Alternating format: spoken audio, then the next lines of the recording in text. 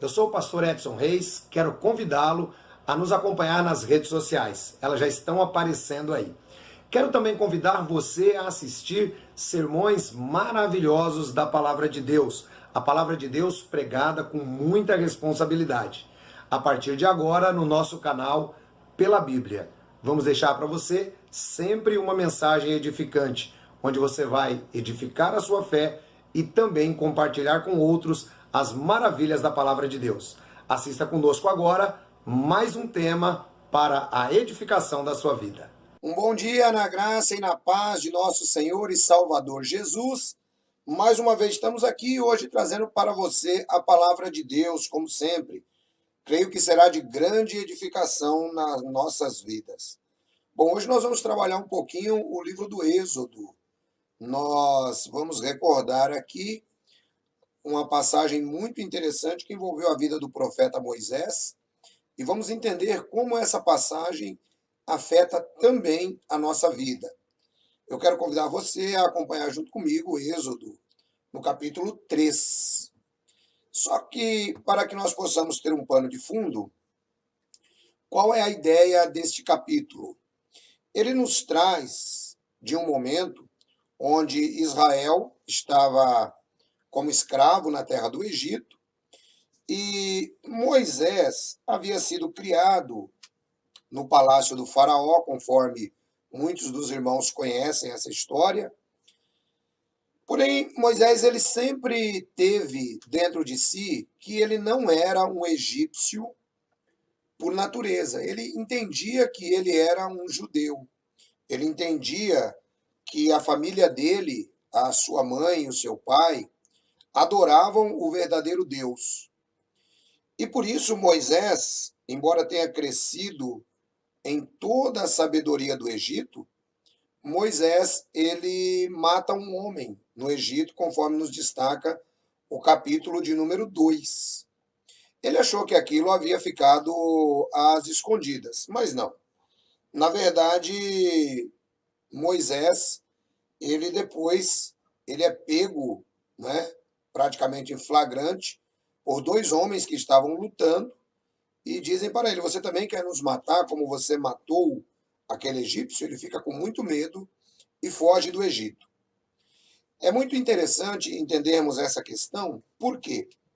Porque quando Moisés faz isso, Moisés ele deixa para trás toda a sua história, ele sai sem uma perspectiva que ele gostaria de ter naquela ocasião, que era a de libertador do povo.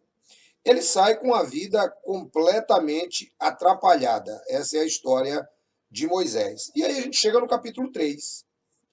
E no capítulo 3, nós vamos entender um pouquinho agora sobre o chamado de Moisés. Vamos ver como é que Deus olha para o seu povo, assim como Deus olhava no passado, Deus também olha no presente. Tá bom? Então, tudo isso é o que nós vamos aprender hoje. Então, eu quero agradecer a todos vocês que já estão aí junto conosco. Vamos orar e depois nós vamos entrar no capítulo 3. Deus Santo, obrigado por esse momento, onde vamos aprender um pouco mais da Tua palavra. Que o Senhor continue a nos guiar. Agradecemos tudo que o Senhor nos tem feito, em nome de nosso Senhor e Salvador Jesus. Amém. É isso aí. Então vamos lá ao capítulo 3 do livro do Êxodo. Vamos pegar os detalhes, as minúcias desse capítulo e verificar como aplicaremos também a nossas vidas. Apacentava Moisés o rebanho de seu sogro Jetro, sacerdote de Midian, e conduziu o rebanho deserto adentro e chegou ao monte Horebe. E o anjo do Senhor lhe apareceu em uma chama de fogo que saía de uma sarça. E ele viu a sarça ardendo como fogo, mas a sarça não era consumida. E disse Moisés: irei e verei esta grande visão, porque não é consumida a sarça. E vendo o Senhor que ia olhar, o chamou Deus do meio da sarça e lhe disse: Moisés, Moisés. E ele respondeu: eis-me aqui. e disse: Não te aproximes aqui, tira as sandálias dos teus pés, porque o lugar em que pisas é terra santa. E disse: Eu sou o Deus de teu pai, o Deus de Abraão, o Deus de Isaque e o Deus de Jacó. Então Moisés ocultou seu rosto, porque teve temor de olhar para Deus. Então aqui tem um encontro de Moisés com Deus, uma passagem bastante conhecida, que é a sarça ardente. Moisés, ele estava pastoreando o rebanho de Jetro, e é muito interessante quando a gente começa a analisar uma passagem como essa, porque Moisés ele não tinha experiência alguma com pastorear rebanho. Moisés, ele havia sido criado em toda a sabedoria do Egito, em toda a arrogância, em toda a pompa do Egito. Agora, de repente, Moisés ele se vê como um forasteiro em terra estranha e, ao mesmo tempo, trabalhando como empregado para o seu sogro, que era sacerdote de Midian. Logo, o que é que a gente começa entendendo aqui? A situação de Moisés não era nada boa. E Jetro não era um sacerdote de Yahvé. Jetro era um sacerdote dos deuses midianitas. Mas Moisés lá estava, casou-se com Zípora, a filha de Jetro, e agora ele está tentando recomeçar a vida. E nesse recomeçar a vida, ele vai entrando pelo Monte Sinai, também conhecido como Monte Horebe. Ele vai entrando pelo Monte Sinai e logo ele vê, né, a sarça, né, uma pequena árvore que queimava. Né, isso aí é algo normal no deserto. Eu já estive lá no Sinai. Ali é muito quente, é quente, chega a dar ali 45 graus e muito mais às vezes. Tanto é que quando os turistas vão subir o Monte Sinai, isso acontece na madrugada, porque durante o dia ninguém consegue, é muito quente. Então a tendência de pequenos focos de incêndio, ela é muito grande. Então Moisés vê aquilo, só que tem um problema. Em primeiro lugar, aquela sarça que ele vê que está queimando, ela é verde. E ela não se consome. Ele vê que queima, queima, queima e não se consome. Na verdade, Deus estava chamando a atenção de Moisés, né? E aqui nós temos um detalhe muito interessante. Deus, ele não precisa de um lugar exclusivo, bem arrumadinho, um cenário. Ele não precisa de nada disso para ele aparecer. Deus, ele aparece muitas vezes nas situações mais inusitadas. Então, o primeiro ponto que eu quero deixar para você aqui é que muitas vezes, no deserto que você está atravessando hoje na sua vida, talvez seja o lugar que você terá um encontro com Deus. Não espere que Deus vai encontrar você em uma catedral. Não espere que Deus vai encontrar você em um grande evento. Não. Deus, ele quer ter um encontro pessoal com você. Assim como o encontro dele foi pessoal com Moisés. E ele escolhe um dos lugares mais inusitados, um dos momentos mais complicados na vida desse servo. E Moisés, ele diz assim, eu vou lá dar uma olhada, por que que tem esse mistério?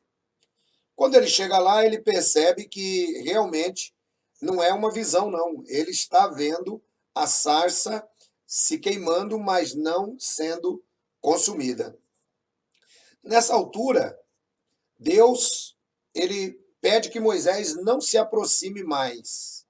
Ele diz assim, olha, Moisés, tira as tuas sandálias, porque o lugar em que você pisa é terra santa. Isso aqui é muito interessante, porque normalmente nós, quando falamos em terra santa, a gente sempre pensa em Israel, que é considerada a terra santa. Mas Deus aqui, ele nos dá uma ideia diferente. Deus aqui, ele nos dá uma ideia que aquele lugar estava santificado, porque o próprio Deus estava ali. Essa é a ideia que Deus traz para Moisés. E, ao mesmo tempo, veja, não te aproximes aqui. Deus, no Antigo Testamento, nós vamos perceber muito isso. Deus ele sempre colocava limites ao homem, para que o homem não se aproximasse muito da divindade. Deus sempre o fez. Por que que Deus fazia isso? Normalmente Deus fazia isso, em primeiro lugar, para mostrar ao homem que existe, né, uma distância entre a santidade de Deus e também entre o próprio homem. Nós percebemos isso, né, inclusive consideramos há pouco tempo. Se você não teve oportunidade de ver, vá lá no canal Pela Bíblia e veja o Gênesis, capítulo 4, quando diz que Eva deu à luz a um filho, né? E ele passou a ser chamado pelo nome de Sete, e posteriormente nasce Enos, e ele, neste tempo, começa a se invocar o nome do Senhor, né? Ou seja, começa-se a apresentar a diferença entre Deus e o ser humano. Tanto é que o nome Enos significa fraco, significa enfermo, né? Algo atribuído ao ser humano. Então Deus ele fala para Moisés, ele fala assim, Moisés, não atravesse daqui, né? Deus coloca uma certa distância e tira as tuas sandálias porque o local é Terra Santa. Terra Santa porque Deus estava ali. Não era nada místico, não era nada que aquele lugar devesse, por exemplo, receber algum tipo de adoração. Não. O local tinha se tornado santo porque o próprio Deus ali estava.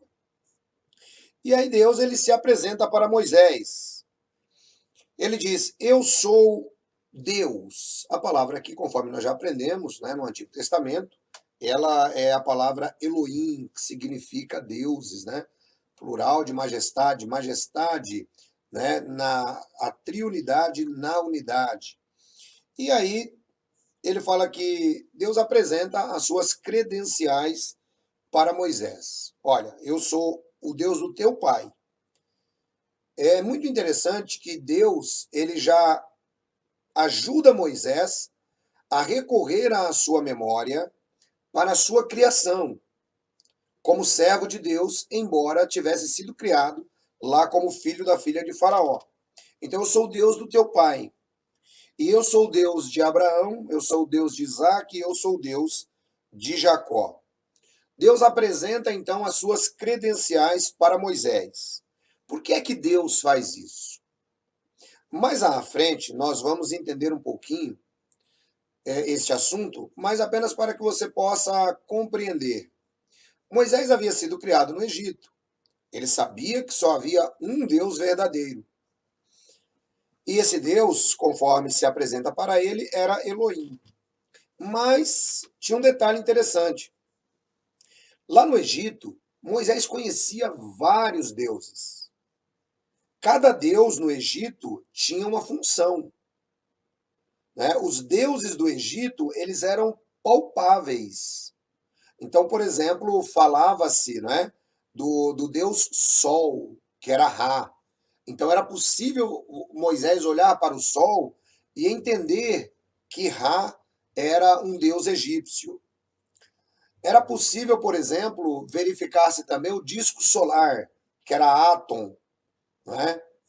Anubis, que era o deus Chacal, e outros deuses que o Egito tinha. De modo que Moisés estava muito acostumado a conhecer esses deuses pelos seus nomes e, ao mesmo tempo, conhecer esses deuses com as suas figuras, conforme eram representados pelos homens. Mas aqui tem um detalhe interessante. Deus, ele não fala o seu nome para Moisés. Ele se apresenta como Deus de teu pai, de Abraão, Isaque e Jacó. Quando Deus faz isso, Moisés oculta a sua face, porque ele tem medo. Ele sabe que agora ele realmente estava falando com a divindade.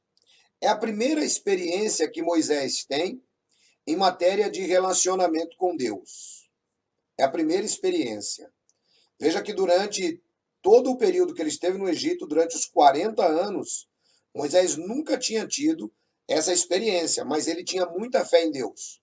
O livro de Hebreus nos diz que ele continuava olhando para aquele que é invisível. Por isso que ele não se deixou levar pelo luxo egípcio.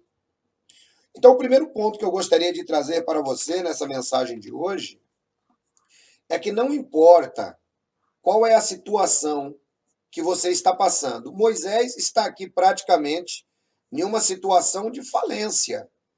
Ele era rico até antes de ontem, né, vamos dizer assim, mas de repente ele agora se vê pobre, sem ter lugar para dormir, dormindo na casa dos outros.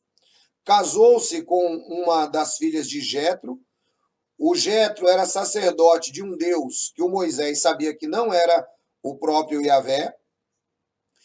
E dessa maneira Moisés ele está completamente perdido na situação. E é nesse momento que Deus chega para ele. Então, qual é a primeira lição que eu quero tirar com você hoje? Que nos momentos mais difíceis da sua vida, quando você estiver naquela situação que muitas vezes você diz assim: puxa vida, agora só Deus para me ajudar. Exatamente, é nesse momento que você poderá ter um encontro com Deus. Exatamente nesse momento. Você imagina esse homem de meia idade, num sol escaldante, quente, repensando a sua vida e provavelmente orando a Deus em espírito. E é exatamente esta atitude que nós devemos ter. A nossa tendência, quando as coisas vão ficando ruins, vão ficando complicadas, a nossa tendência nunca é se concentrar em Deus. A nossa tendência é se concentrar na situação. Então, eu estou te dando uma dica hoje, nesta manhã. Se você estiver passando por um deserto, não importa qual seja ele na sua vida, seja um deserto financeiro, seja um deserto familiar, seja um deserto profissional, seja esse momento de isolamento que todos nós estamos passando, não se desespere.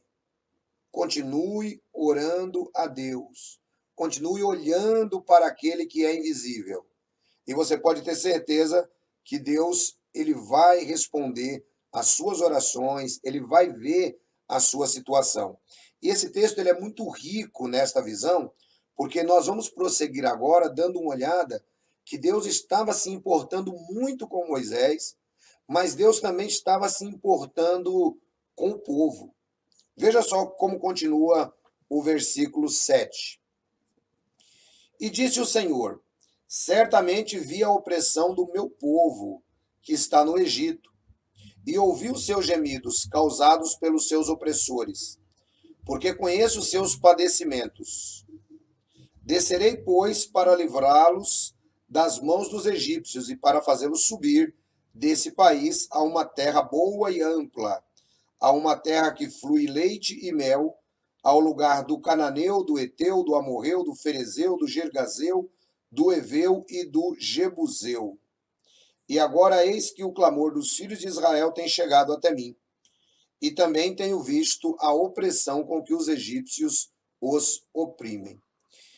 Novamente, Deus ele mostra que ele se importa conosco. Ele se importava com o povo. Quando Deus apareceu a Abraão, Deus falou assim: Abraão, o teu povo vai ser escravo na terra do Egito e eles ficarão lá até que tenha dado a medida da maldade dos amorreus, que eram povos que também habitavam nessa terra. E esses povos eram povos muito maus. Eram povos que tinham costumes que Deus não aprovava. Entre eles, aquilo que a Bíblia diz de passar os filhos pelo fogo. Então Deus decide, como ele já tinha dado essa terra a Abraão, é aqui que tem um detalhe muito interessante para que você entenda. Deus tinha dado toda essa terra para Abraão. Esse pessoal vai passar a habitar ali na brecha que surge depois da morte de Abraão.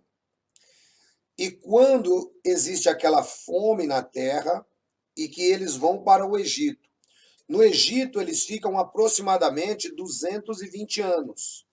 Então, a terra, ela passa a ser tomada por esses povos. E Deus fala para Moisés: olha, eu estou vendo a opressão dos filhos do meu povo, eu vou devolver a terra para eles. Então, qual é o segundo ponto que eu quero tratar com você aqui, que está completamente ligado ao primeiro? Embora você talvez esteja passando uma situação difícil, talvez você nem acredite no que eu estou dizendo, porque você chegou em uma situação tão complicada, como eu tenho ouvido muitas pessoas dizerem: olha, pastor, eu cheguei numa situação que eu, para te falar a verdade, eu já nem sei se eu creio mais em Deus. Né? Já ouvi muitas pessoas dizendo isso. Muitas vezes por decepções religiosas, né, ou por outros tipos de decepções na vida e o momento que passam. Então, Deus, ele tem um tempo certo para cada situação na vida. Guarde bem isso na sua mente. Deus tem um tempo certo para cada situação na vida. Deus disse: eu vi o clamor do meu povo e como eles estão maltratados. Você acha que Deus faria diferente com você? A grande questão, irmãos, é uma coisa que eu sempre tenho falado nas minhas pregações. É buscar relacionamento com Deus. E aí, Deus, ele realmente olha para os seus clamores. Deus, ele olha para as suas dores, assim como ele olhou para as dores daqueles egípcios, daqueles israelitas. Imaginem que aqueles israelitas que ali estavam no Egito, muitos deles continuaram, apesar de escravos, mantendo a tradição de que Deus os havia escolhido através de Abraão. Eles continuaram firmes nessa convicção. Então, a convicção que eu quero dar para você hoje é exatamente esta: o Deus de Abraão, o Deus de Isaac e o Deus de Jacó é o mesmo Deus que nós estamos servindo. E ele está vendo as suas dores, ele está vendo os seus gemidos, ele está vendo a sua situação e ele vai te socorrer no momento certo.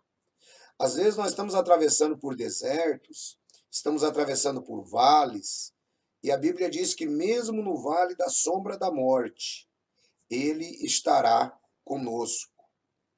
E quando nós estamos atravessando por esses desertos, sejam eles quais forem, e cada deserto é particular, é momento de encontro com Deus.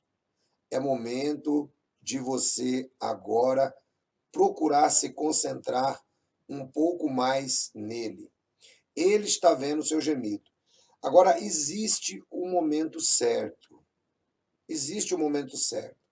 Veja que no caso de Moisés,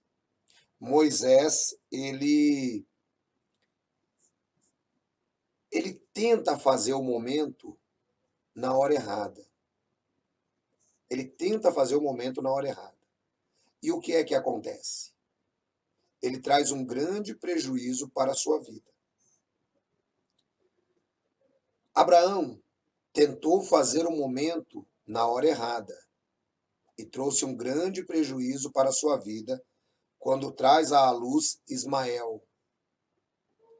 Então, queridos irmãos, nós precisamos esperar o tempo de Deus. O nosso tempo, né, segundo os estudiosos, é chamado, ele vem aí da língua grega, né, que é o cronos, de onde vem cronômetro, de onde vem aí o nosso tempo contado no relógio.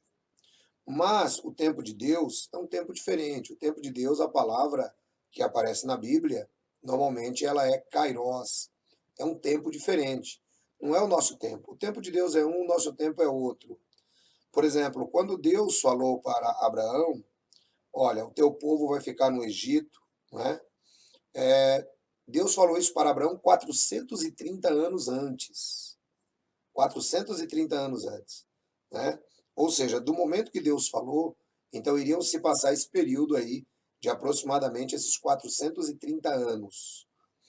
Porém, o período mesmo que eles ficaram de escravos no Egito foi aproximadamente 220 a 240 anos. Aí, tá bom? Foi o período que eles ficaram ali. Ou seja, eles ficaram ali durante 4 gerações de 70 anos aproximadamente. O que é que significava isso?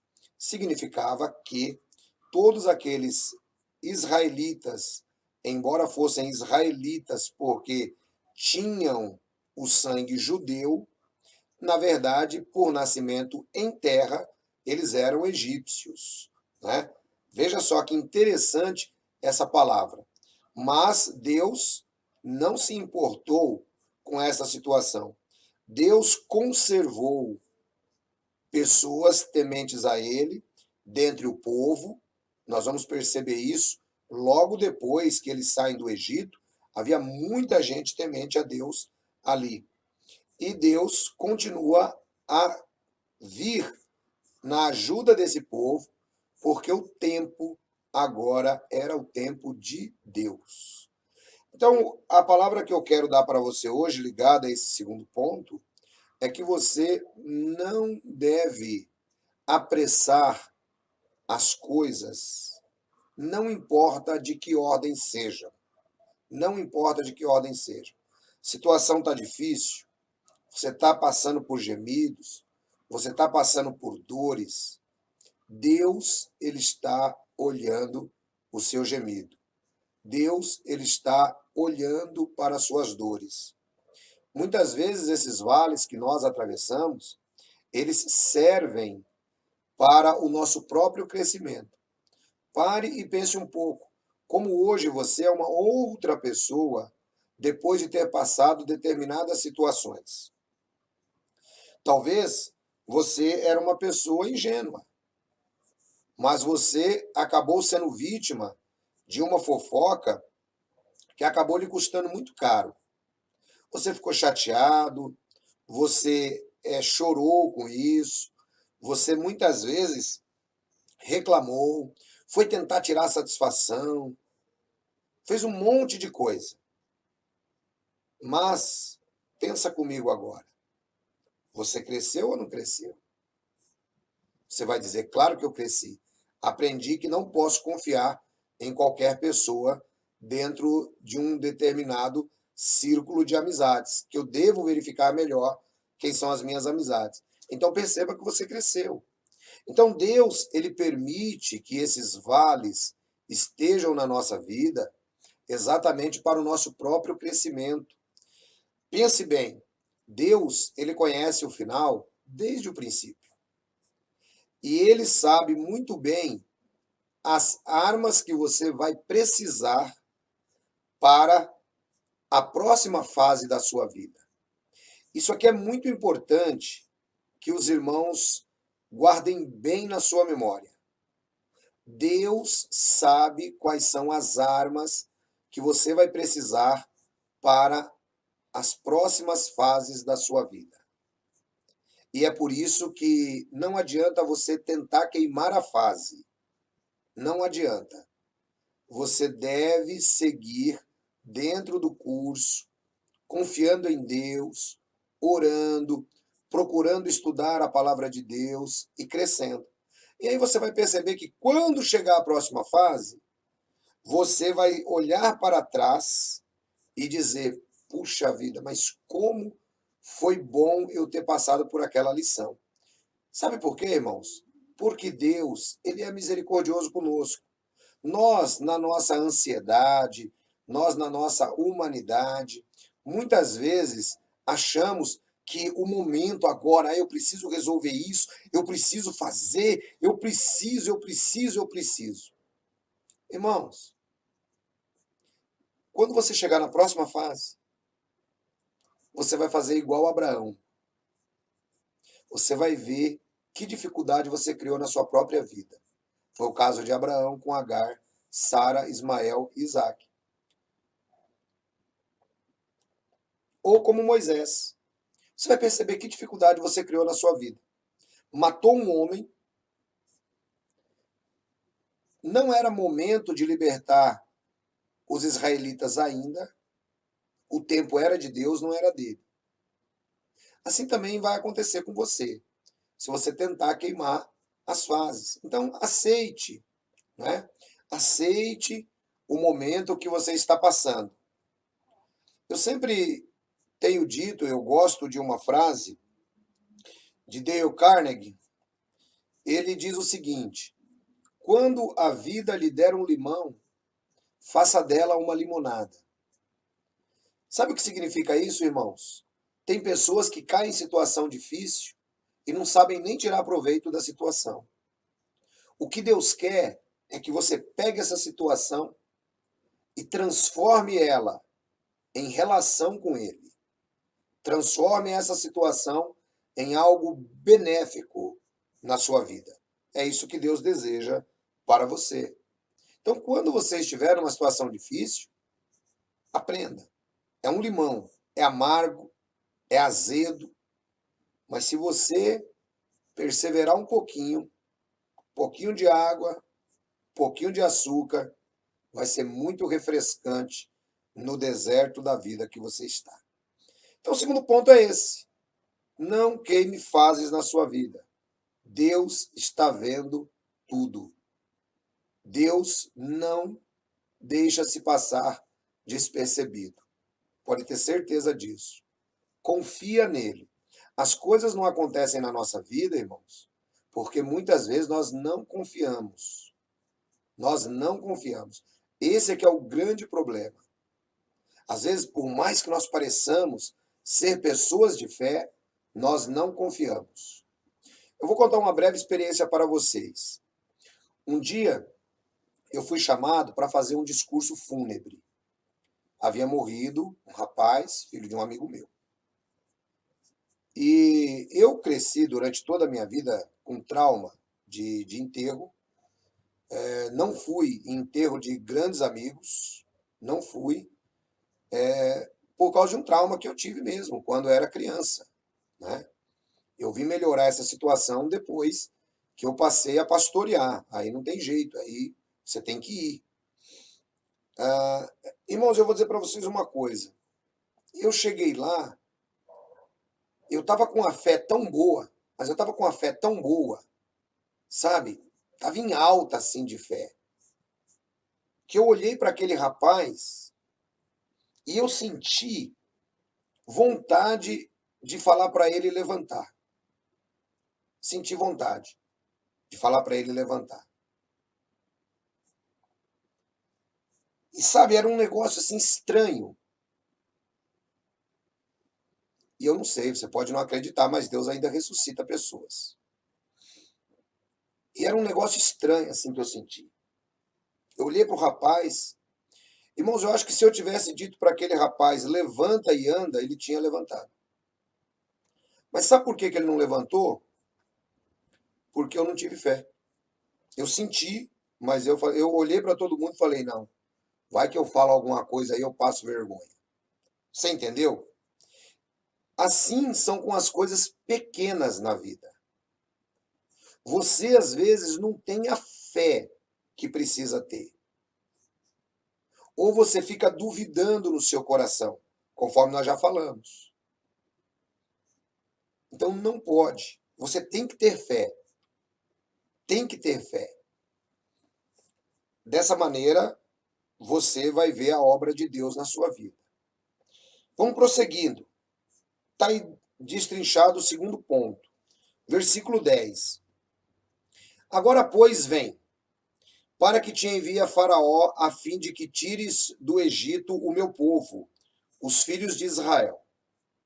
Respondeu Moisés a Deus: quem sou eu para que vá a Faraó e tire do Egito os filhos de Israel?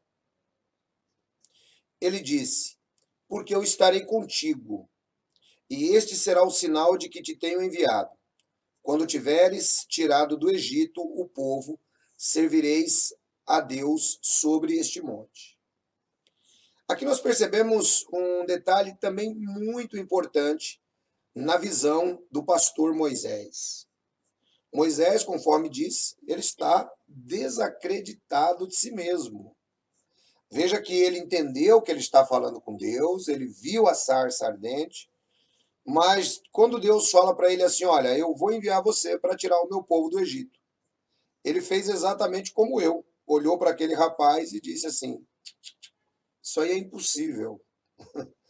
Ele olha para Deus e fala assim, mas quem sou eu para que eu vá a Faraó e tire os filhos de Israel? Aqui tem um detalhe que você também precisa conhecer e é o terceiro ponto nessa pregação que eu gostaria de salientar. A obra de Deus na sua vida não vai depender de quem você é, vai depender de quem está com você. Então guarde bem essa frase. A obra de Deus na sua vida não depende de quem você é. Depende de quem está com você. Veja que Deus mostra isso para Moisés. Ele disse, eu estarei contigo. Ou seja, em outras palavras, Deus está dizendo para Moisés, Moisés, não importa a sua baixa estima, não importa quem você pensa que você é, o que importa é que eu estou com você. Sabe o que isso significa, irmãos?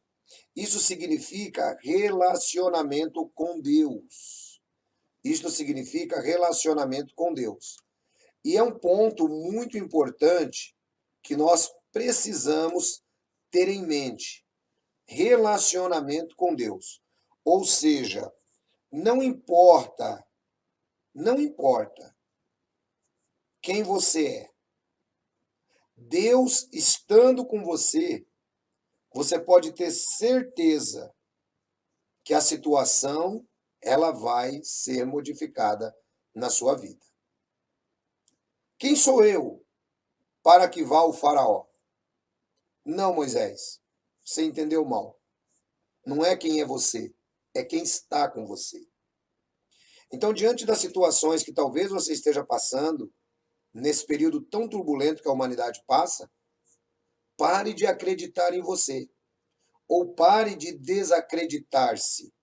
Acredite mais em quem está com você. Isso significa relacionamento com Deus. Isto é relacionamento com Deus. Sabe essa expressão tão nova que nós utilizamos? Estamos juntos? Essa tem que ser a expressão de você para com Deus. Estamos juntos. Mas será que está mesmo? Aí talvez você faça como os discípulos, depois de ouvirem uma palavra parecida com essa do Senhor Jesus. Senhor, dai-nos mais fé. Continue a aumentar a sua fé. A fé é um processo gradativo. Esse andar com Deus é um processo gradativo. Não é assim, gente, do dia para a noite. É um processo contínuo, o estar junto com Deus. Como que eu faço isso, ancião? É muito simples, pessoal. Em primeiro lugar, você precisa querer. Deus vai andar com você se você quiser andar com Ele. Poderão andar dois juntos se não tiverem combinado? Então Deus vai andar com você se você quiser andar com Deus. Esse é o primeiro passo. E como é que eu faço para andar com Deus? Então, o primeiro passo para você andar com Deus é buscando conhecer um pouco mais a Deus. Como é que você pode fazer isso? Você pode fazer isso através da leitura da palavra dele, a Bíblia Sagrada. Então você vai aprendendo quem é Deus. Eu tenho insistido e vou continuar insistindo. Aliás, neste vídeo está a descrição no link. Aí na descrição tem o link do canal Pela Bíblia. Tem o link do canal Pela Bíblia aí na descrição desse vídeo. E vai aparecer em todos os vídeos do JWR. A gente vai continuar insistindo que os irmãos possam aprender e ter um pouco mais de conhecimento da Bíblia. É a única maneira de você começar a caminhar com Deus. A sua caminhada com Deus, ela vai ser uma caminhada que Deus, ele entende você Deus ele entende você e você, ao mesmo tempo, verá que passa a compreender a Deus. Em que sentido? A pressa religiosa de fazer você um religioso, ela deve ser completamente eliminada. Você vai começar como uma criança que está andando com Deus. Começa lendo a Bíblia, acompanha aí no canal pela Bíblia, vai começando a entender, vai começando a crescer. Esquece todo o resto. Esquece todo o resto. Começa devagarzinho, dia após dia, dia após dia, dia após dia. E você vai ouvir de Deus exatamente essa palavra: estarei contigo. Ele quer estar com você. Deus ele não está restrito a uma situação geográfica. Não. Deus ele é onipresente. Ele está em todos os lugares ao mesmo tempo. Agora Deus, ele tem uma qualidade assim maravilhosa, pessoal, diferente de nós seres humanos. Deus, ele não interfere na sua vida se você não autorizá-lo. Aqui é que está o grande problema que alguns não conseguem receber de Deus a paz que precisam, receber de Deus aquilo que pedem. Porque Deus, ele não se intromete na sua vida. Deus, ele quer que você caminhe com ele a partir do seu próprio coração. Se você quiser andar com ele, ele vai ter prazer em andar com você. E conforme eu disse, não se sinta menosprezado como Moisés. Quem sou eu para libertar o povo do Egito? Moisés tinha uma consciência pesada. Moisés matou um homem. Moisés tinha um gênio forte. Moisés tinha um coração meio soberbo, afinal de contas, criado nas grandezas do Egito. Mas agora, no deserto, lá no vale, Moisés está caindo em si. Ele está cuidando de ovelha, ele está tendo que limpar fezes de ovelha, ele está tendo que apartar a briga porque tem bode, sabe? Então, gente, imagina a paciência desse homem agora que ele está desenvolvendo. E Deus chama ele para andar com ele. Então, hoje, Deus também está convidando você a andar com ele. Mas saiba que ele vai andar com você, se você quiser. Ainda que eu passe pelo vale da sombra da morte, não terei medo, não terei medo, porque ele está comigo. Então, meu irmão, se você estiver com Deus, fique tranquilo. Esse vale, esse deserto que você está passando hoje, ele vai passar na sua vida. E quando passar, servirá de experiência para outras fases que virão na sua vida e que Deus quer que você esteja preparado. Eu estarei contigo. Guarde bem essa palavra. Guarde bem essa palavra. Não depende de você. Não depende de você o que vai acontecer na sua vida. Deus diz: eu estou contigo. Tá bom? Então é com quem você está que vai definir a sua situação. Isso significa relacionamento com Deus. Depois o versículo 13 continua. Disse Moisés a Deus: quando for aos filhos de Israel e lhes disser: o Deus de vossos pais me tem enviado a vós, e me disserem qual é o seu nome, o que lhes direi? Disse Deus a Moisés: eu serei o que serei. E acrescentou: assim dirás aos filhos de Israel: eu serei, me tem enviado a vós. Disse ademais Deus a Moisés: assim dirás aos filhos de Israel: Yahvé, o Deus de vossos pais, Deus de Abraão, Deus de Isaque, Deus de Jacó, me envia a vós. Este é o meu nome para sempre, e com ele se fará memória de mim, de geração em geração.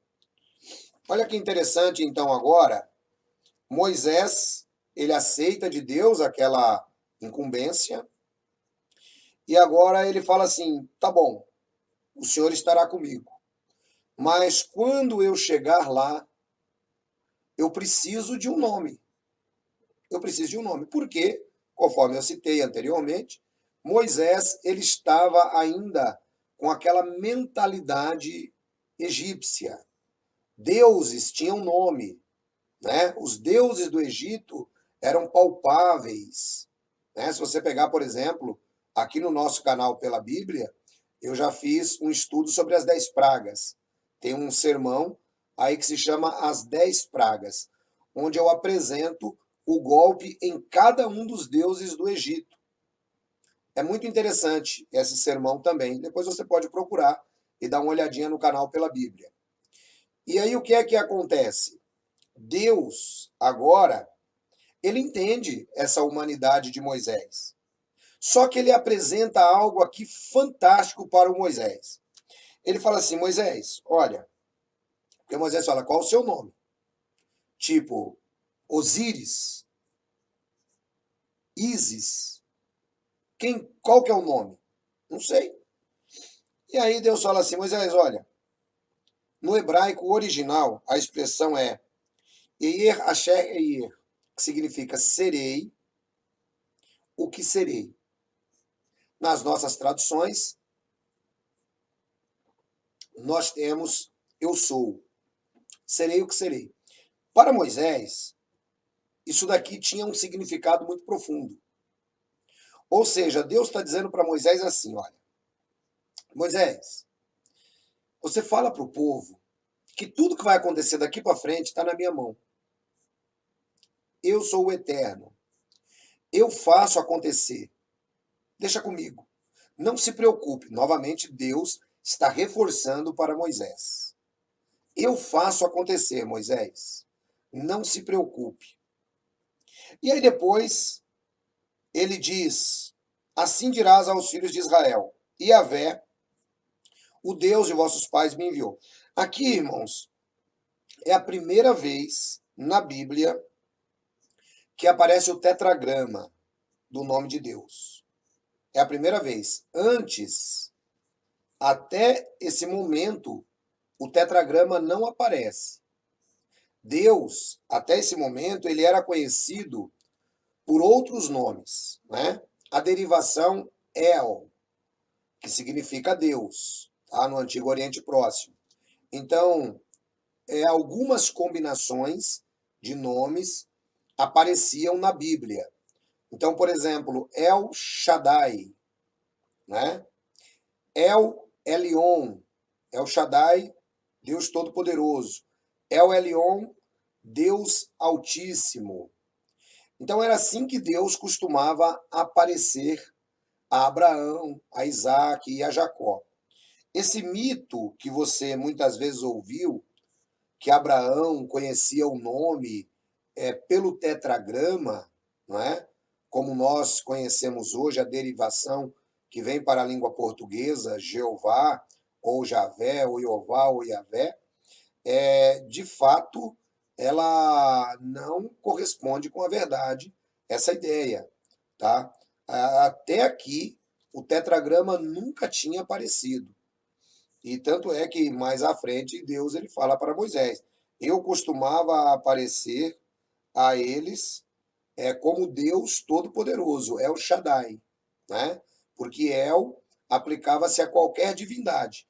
Então, quando Jeová se apresentava como El Shaddai, significava eu sou o Deus Todo-Poderoso, eu sou o Deus que estou acima de todos os outros deuses. E aí, quando agora ele apresenta um nome aqui, que nós vamos ter na nossa Bíblia traduzida como Javé, como Jeová, esse nome ele está ligado. Presta atenção nisso aqui que é muito interessante. Esse nome ele está ligado a mais uma fase da história, né, que Deus vai trabalhar. Veja que até aqui o tetragrama não tinha aparecido. Agora, Deus ele diz assim: este é o meu nome para sempre, e com ele se fará memória de mim, de geração após geração. Então agora Deus traz o seu nome para Moisés, e esse nome está ligado ao cumprimento de um propósito. Qual é o cumprimento do propósito? Isso aqui é muito interessante quando você entende. O nome Jeová, como nós conhecemos, né, que é a forma de YHWH mais as vogais de Adonai, ela passa a ser conhecida a partir de 1518, aproximadamente. E é o nome que está em uso na língua portuguesa, não há problema nenhum você utilizar, pode utilizar tranquilamente, não vai ter problema. Eu vou até explicar para você por que você pode utilizar. O nome Jeová, conforme nós vemos aqui, ele está ligado ao cumprimento das promessas de Deus para o pacto mosaico, tá? Ou seja, é por isso que o nome Jeová, ele não aparece no Novo Testamento. Ele não aparece no Novo Testamento. São aproximadamente 5.450 manuscritos, onde nenhum deles aparece o tetragrama do nome divino. Por quê? Porque o nome divino estava ligado ao pacto mosaico. Quando nós pegamos Atos, capítulo 4, versículo 12, o que é que está escrito ali? Em nenhum outro nome há salvação a não ser no nome do Senhor Jesus. O pacto mosaico acabou em Cristo. O pacto mosaico acabou em Cristo. E o novo pacto começa com a morte de Cristo. De modo que existe aí agora uma nova ideia que Deus apresenta ao ser humano. Conforme você viu, o nome Jeová, ele tem essa raiz, eu serei o que serei, né? Que é Yer Asher Yeh. O nome Jesus, ele significa Asher Yer Asher Yeh é salvação. Ou seja, significa IHWH é salvação. De modo que no nome de Jesus está contido o tetragrama do nome do pacto da lei mosaica.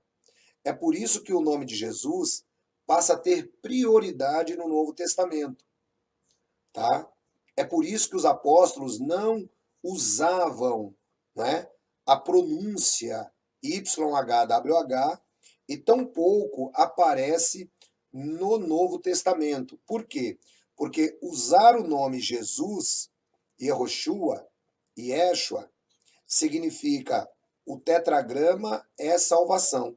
De modo que os cristãos entenderam que usar o nome Jesus era a mesma coisa ou uma forma aperfeiçoada de se usar o nome do tetragrama.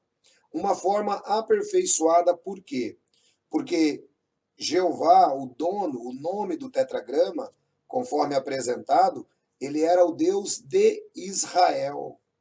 Agora, em Jesus, ele passa a se apresentar como o Deus de todos os povos. Ele é o Deus da história apresentado em Jesus, conforme nos diz o livro de João, capítulo 1, inteiro. Não é? Então, toda vez que você pronuncia o nome Jesus, você está pronunciando que Jeová é salvação. Então, você imagine como Deus ele fica feliz quando você tem um entendimento como este. Porque você não está apegado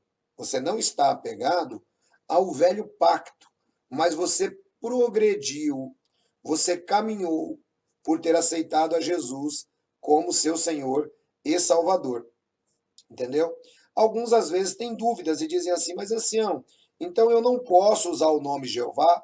Não tem problema nenhum. Você pode usar o nome Jeová, você pode usar o nome Javé, você pode usar o nome Iavé, não há o menor problema.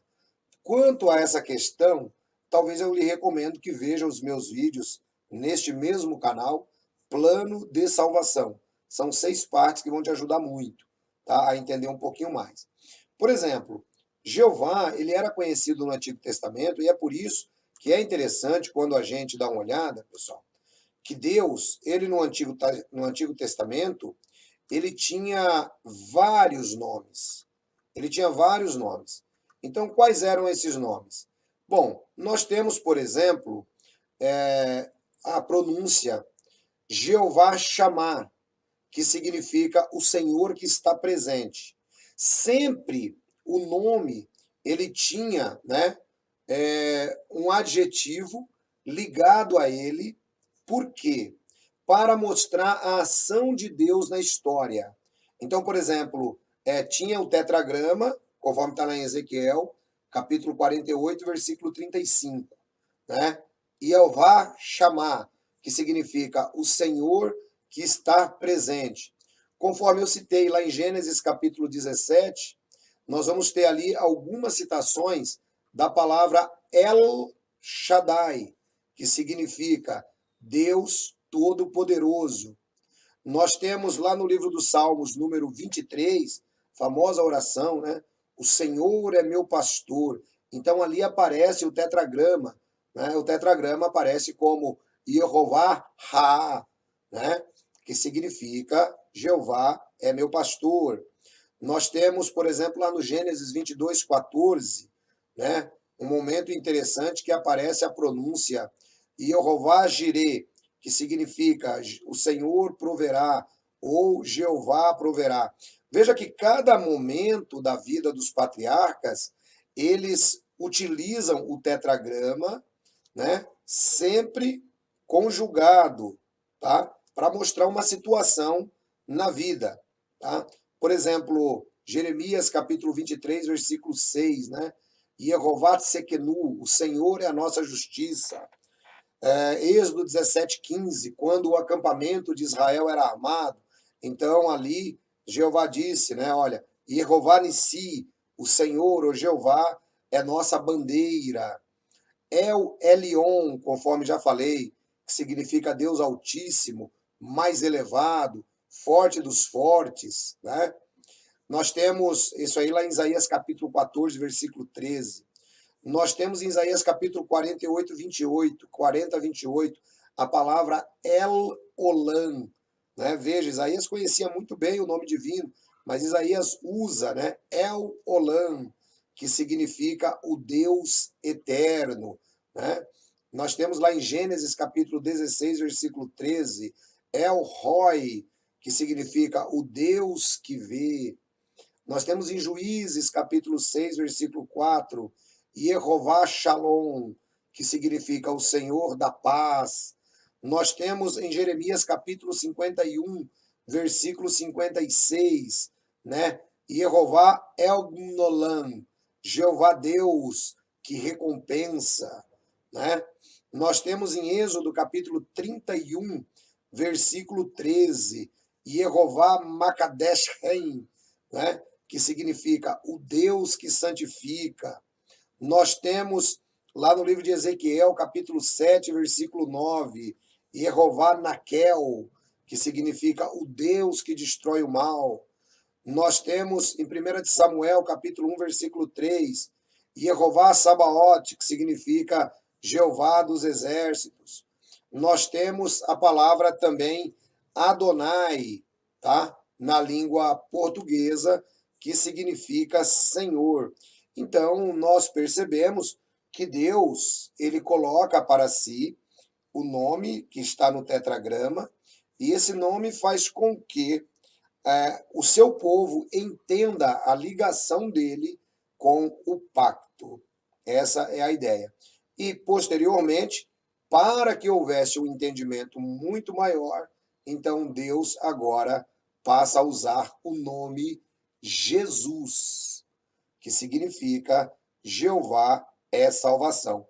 Pode parecer um pouco estranho para nós na língua portuguesa, mas quando você pega a pronúncia do nome Jesus em hebraico, é exatamente uma pronúncia progressiva do nome Jeová, que significa Jeová é salvação. Ok? Então, olha aí que interessante.